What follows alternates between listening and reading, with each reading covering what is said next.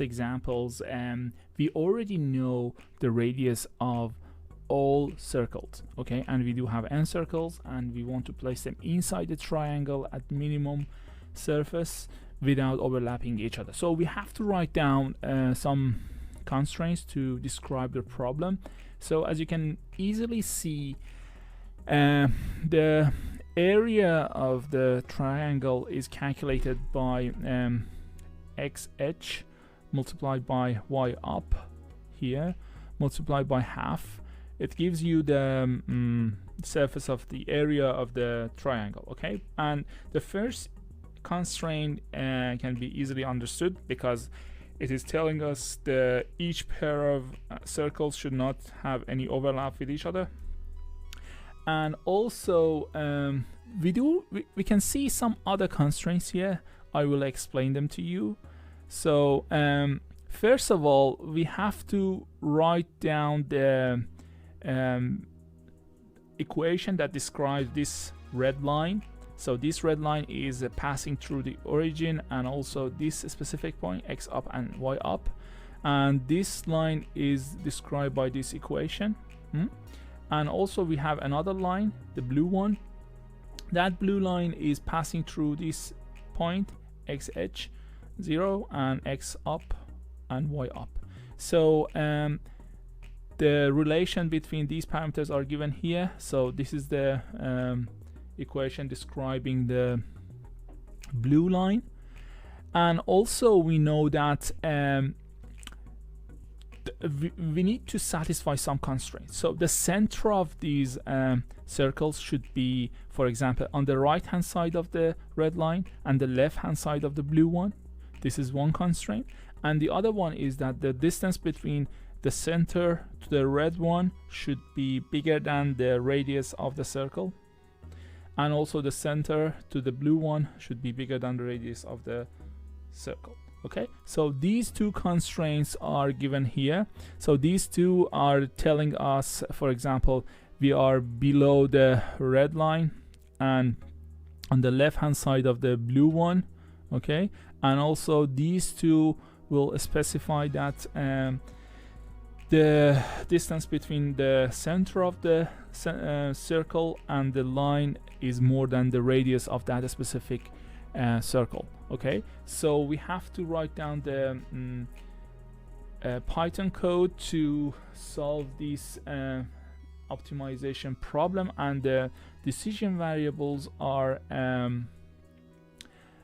the location of the centers, and also the radius of them are already known for us. Okay, so let's talk about the Python code. So first of all, we have to import everything that we need, then define the sets I and j.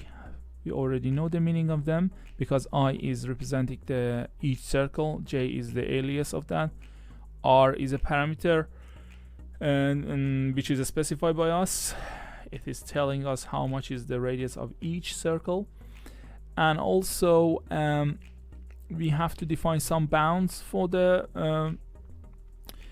variable x and y. So it's between r and a big number, and y up and xh and x up are already unknown, and the area is already the objective function for us. Okay, so we can tell that, okay, if I is less than j, then it means that by just writing down this inequality, we can make sure that any two circles are not overlapping each other, and then we are making sure that we are below the red line, we are on the left hand side of the blue one in this one, and as you can see, these two equations are defined over I.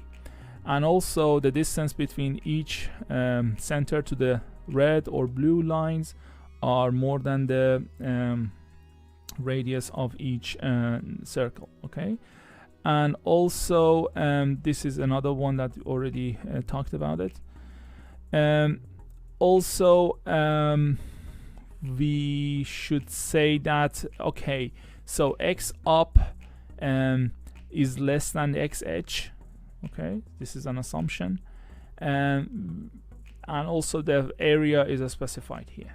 Okay, so these are the constraint and the objective function, and also the input of the problem is described here. So the radius of the circle should be specified in a dat file. Okay, so I run the problem for you and see the results.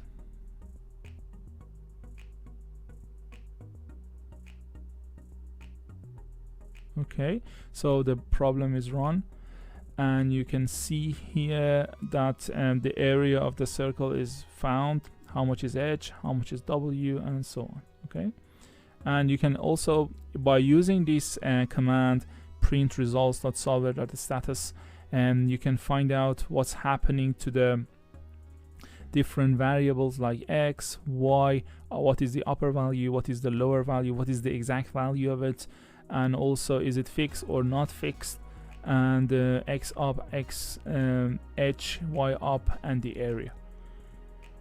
You can also have some information regarding the constraints and so on, and each equations. Okay, normally you don't need that kind of information, but if you want to have access to them, you can easily use this command to find out more about what's happening inside your model. Thank you very much.